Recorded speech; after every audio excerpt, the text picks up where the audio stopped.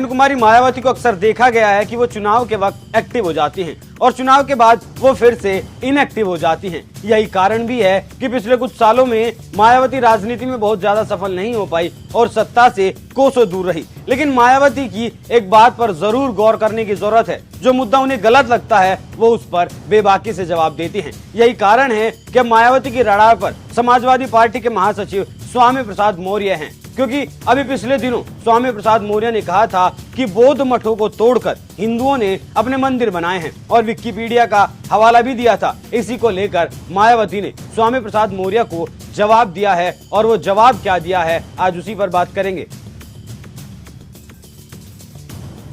स्वामी प्रसाद मौर्य को आड़े हाथों लेते हुए मौर्य के बयान पर कड़ी आपत्ति जताई है। मायावती का कहना है कि ये सब चुनाव के आते ही क्यों धार्मिक विवाद पैदा करने की कोशिश करते हैं और ये लोग कितनी भी कोशिश कर लें, जनता इनके बहकावे में नहीं आने वाली। कह डाला जिस पर सियासी वार छिड़ गया है। अधिकांश हिंदू तीर्थ स्थल पहले कभी बौद्ध मठ थे, मठों को तोड़कर बनाए गए हैं तथा सर्वे अकेले ज्ञानवापी मस्जिद का क्यों बल्कि अन्य प्रमुख मंदिरों का भी होना चाहिए। नए विवाद को जन्म देने वाला ये विशुद्ध राजनीतिक बयान है। मायावती ने आगे कहा कि श्री मौर्य लंबे समय तक बीजेपी सरकार में मंत्री रहे, किंतु तब उन्होंने इस बारे में पार्टी व सरकार पर ऐसा दबाव क्यों नहीं बनाया और अब चुनाव के वक्त ऐसा धार्मिक विवाद पैदा करना उनकी और सपा की घिनौनी राजनीति नहीं तो फिर क्या है। बौद्ध व मुस्लिम समाज इनके बहकावे में अब नहीं आने वाले। मायावती की बात तो सही है, जब बीजेपी में स्वामी प्रसाद मौर्य हुआ करते थे तब भी तो रामचरितमानस जो उन्हें गलत लगती है तब भी वो गलत रही होगी।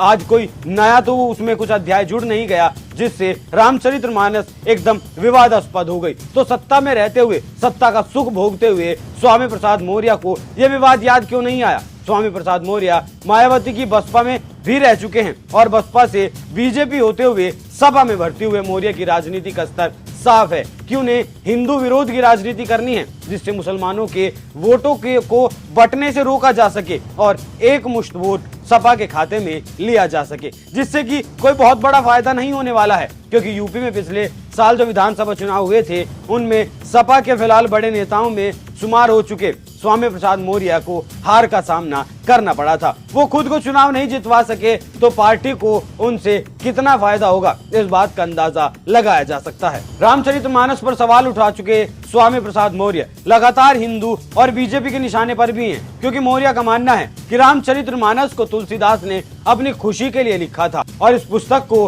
बैन कर देना चाहिए। स्वामी प्रसाद का मानना ऐसा है कि रामचरितमानस को बढ़ावा देने वाले महिलाओं और दलितों के दुश्मन होते हैं। रामचरितमानस पर वो ऐसे तमाम बयान दे चुके हैं, लेकिन अक्सर ये भी देखा गया है कि मायावती ऐसे किसी भी मुद्दे पर बीजेपी का साथ देती नजर आती हैं। हालांकि सिर्फ मायावती ही नहीं, उत्तराखंड के मुख्यमंत्री भी मौर्य के बयान पर आपत्ति जता चुके हैं। पुष्कर सिंह धामी का कहना है कि बद्रीनाथ धाम का जिक्र आदिकाल से हमारे पुराणों में होता आया है। उन्होंने इस बयान की निंदा करते हुए सपा सांसद और अखिलेश यादव की पत्नी डिंपल यादव से भी जवाब मांगा।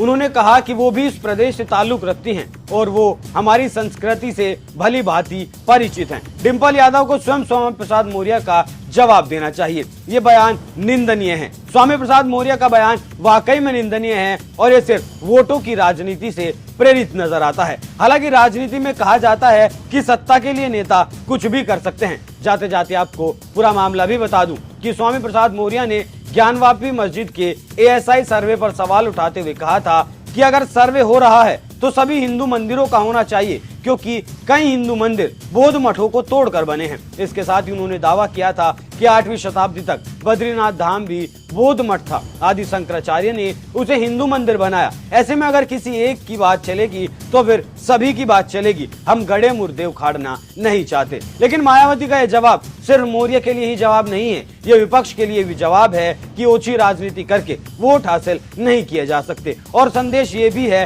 कि जरूरत पड़ने पर मायावती विपक्ष को जवाब देने से चूकने वाली नहीं है। आप इस खबर पर क्या राय रखते हैं? अपनी राय हमें कमेंट कर जरूर बताएं।